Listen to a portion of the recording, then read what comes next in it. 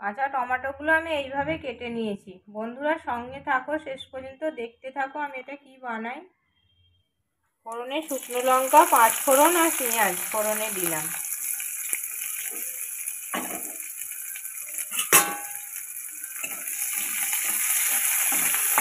এটা একটু ভাজা ভাজা হয়ে গেলে কাঁচা টমেটোটা দিয়ে দিলাম।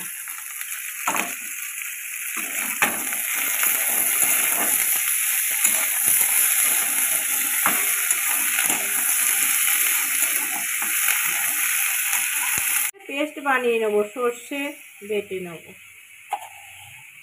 2 চামচ সর্ষে বেটে নেবো ছোট চামচে। টমেটোটা একটু ভাজা ভাজা হয়েছে, এই সময় আমি নুন হলুদটা দিয়ে দেবো।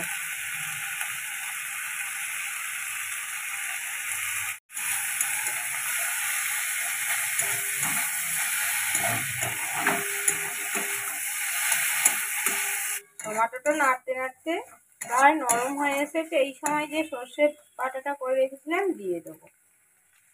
সর্ষে বাটাটা এই সময় দিয়ে দেবো।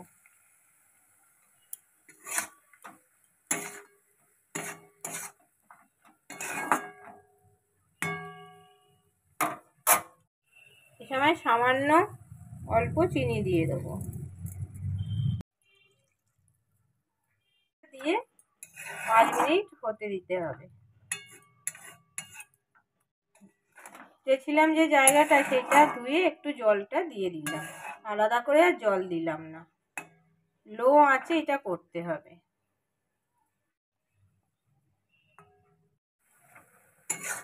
কাঁচা টমেটো যে খাওয়া যায় এটা আমরাও জানতাম না, কিন্তু ইউটিউবের মাধ্যমে দেখে আমিও শিখেছি কাঁচা টমেটো এই ঝাল খাওয়া যায়, ভালো লাগে খেতে কাঁচা টমেটো ঝাল। রান্নাটা আমার হয়েই এসেছে, একটু বাকি আছে। কাঁচা টমেটোটা আমার রান্না হয়ে গেছে। ঠিক এইভাবে শুকনো শুকনো করে রান্না করতে হয়। ঠিক এইরকম হবে কাঁচা টমেটোর ঝাল। গরম ভাতে খেতে খুব ভালো লাগে কাঁচা টমেটো ঝাল।